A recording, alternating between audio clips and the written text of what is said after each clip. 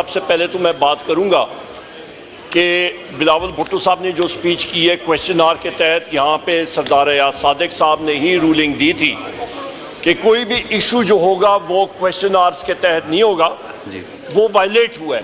तो let the record state, एक precedence हमारे लिए एक सेट हो गया है जो हम लोग अभी फॉलो करेंगे, नंबर एक। उसके बाद अभी आपने रूल सस्पेंड किया है, उनकी स्पीच के बाद इंशाअल्लाह ताला हम लोग यही चीज़ इन्वोक करेंगे। Point number 1। पॉइंट नंबर 2, जनाब स्पीकर बड़ी अहम बात की है, मुझे मालूम है वो करने, ठीक है जनाब स्पीकर। यहाँ पे जिस वक्त बिलावल भुट्टो साहब बात कर रहे थे तो पश्तो की एक कहावत है जिसको हम लोग कहते हैं उब्बा खड़ावल। उब्बा खड़ावल का मतलब ये होता है जनाब के पानी को गदला करना। वो गदला करना वजह क्या है?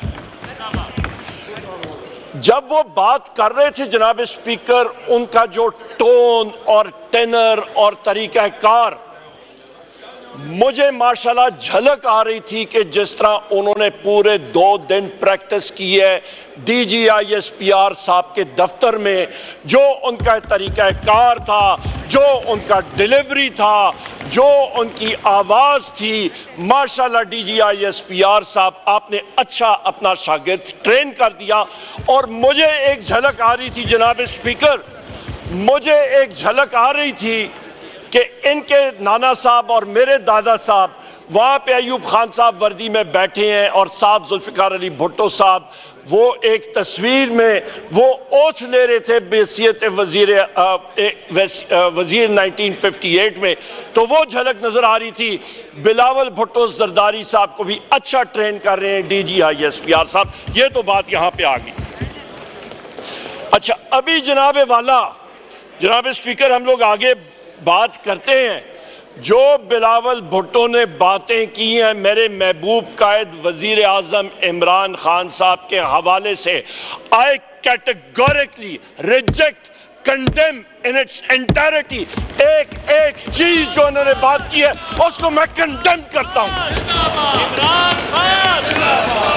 मेरा कायद न झुकने वाला है, वो फख्र के साथ जेल में बैठा है, वो अपने असूलों पे कायम है, वो पाकिस्तान के लिए, मुस्लिम उम्मा के लिए कायम है जनाब वाला, ना कि अपनी इस कुर्सी के लिए। वो जाके किसी DGISPR के साथ जाके उससे ट्यूशन ले।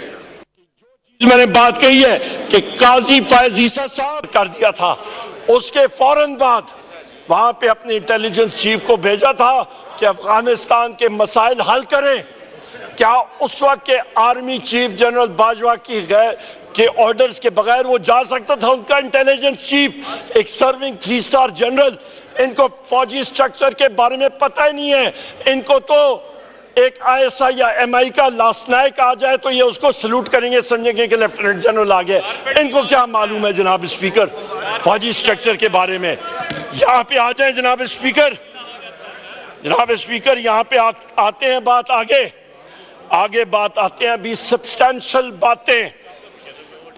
ये देखें, ये आपकी जनाब स्पीकर मैं रिपोर्ट्स यहाँ पे ले करता हूँ, ये रिपोर्ट्स, ये देखें, ये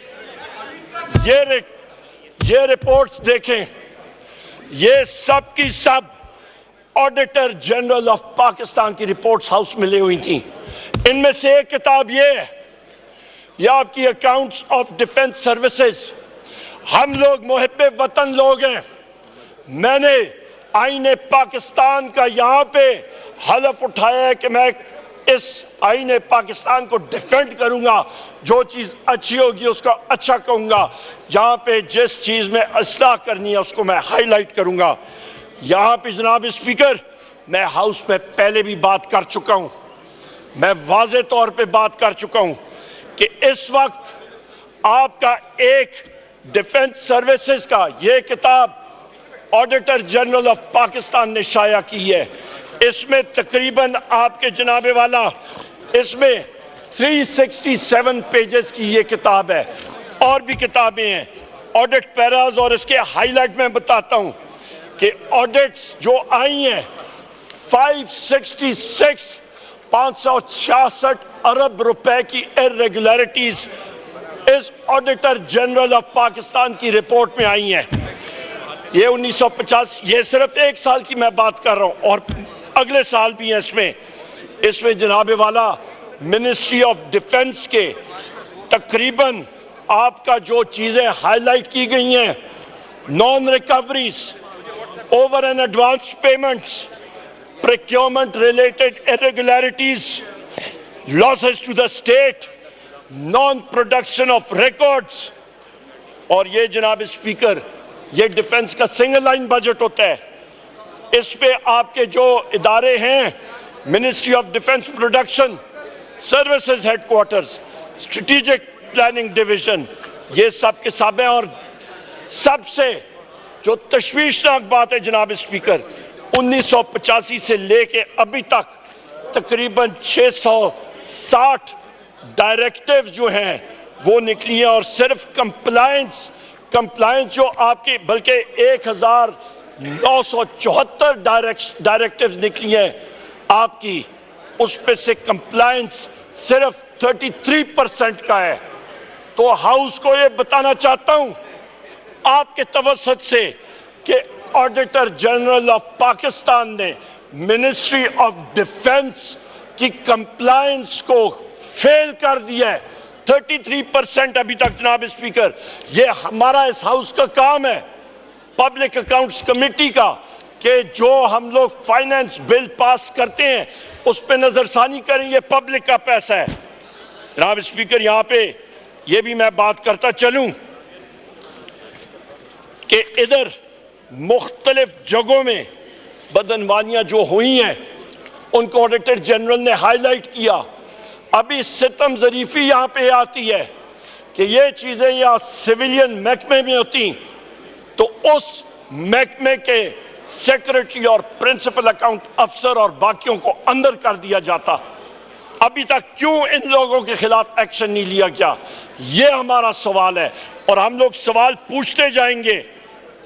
यहाँ पे जनाब स्पीकर, मैं ये भी कहता चलूं कि DGISPR साहब हमेशा कहते होते हैं कि हमारी इंटरनल कंट्रोल्स और अकाउंटेबिलिटी होती है। खुदारा अपनी इंटरनल कंट्रोल्स और अकाउंटेबिलिटी ठीक करें। मेरी कौम का पैसा, आपकी कौम का पैसा, उसके बारे में बात करें। ये किताबें, ये पलंदे, ये ऑडिटर जनरल की रिपोर्ट, इस पे जरा नजरसानी करें। पाकिस्तान के मेहनत का सिपाही, आपके यंग अफसर और बाकी लोग जो मेहनत कर रहे हैं उनके लिए कुछ करें। यहाँ पे जनाब स्पीकर हमें अकाउंटेबिलिटी करनी पड़ेगी और सही तरीके से हमें करनी पड़ेगी। यहाँ पे आखिर में मैं जो बात करूँगा, यहाँ पे जो वीगो डाले आए थे, मैं जनाब स्पीकर आया सादिक साहब का अपनी पार्टी की तरफ से भी मशकूर हूँ। उन्होंने स्पेशल कमेटी बनाई, उसकी अभी भी मीटिंग हुई है। मुख्तलिफ शाह साहब उसको, खुर्शीद शाह साहब उसको हेड कर रहे हैं। एक स्पेशल कमेटी, एक दूसरी कमेटी फैक्ट फाइंडिंग कमेटी है, उसकी रिपोर्ट आनी चाहिए। मैं फिर रिपीट करता हूं कि वो कौन से खुफिया एजेंसी के लोग थे जिन्होंने हिम्मत की कि वो पार्लियामेंट हाउस के प्रीसेंट्स के अंदर आए और उन्होंने धावा बोला और उन्होंने अटैक किया पार्लियामेंट हाउस पे। हम लोग सार्जेंट एट आर्म्स तक नहीं सेटिस्फाई होंगे, अकाउंटेबिलिटी ऊपर से होनी चाहिए।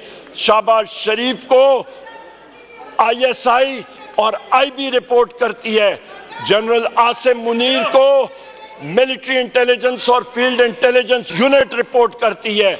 जनरल आसिम मुनीर साहब और शहबाज शरीफ साहब दोनों आप अपने मुतल्लिका DGs को बुलाएं और इस चीज का तयन करें कि किस शख्स ने पार्लियामेंट हाउस पे धावा बोला और उसको फिल फॉर उसकी नौकरी और उसके नीचे जो एहलकार थे जिन्होंने पार्लियामेंट पे धावा बोला उनको फिल फॉर, उनके खिलाफ एक्शन लें और टर्मिनेट करें कि आइंदा ऐसी बात कभी ना हो। जनाब स्पीकर, आखिर में मैं ये बात करूंगा कि हमारे Ali Amin Khan Gandapur chief minister KPK, उनके साथ हम लोग खड़े थे और हम लोग सारे के सारे खड़े हैं क्योंकि वो हक पे है,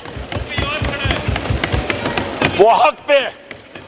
और यहाँ यहाँ पे जनाबे वाला अवाम की मैंडेट वो पाकिस्तान तहरीक इंसाफ और वजीर आजम इमरान खान साहब के साथ है।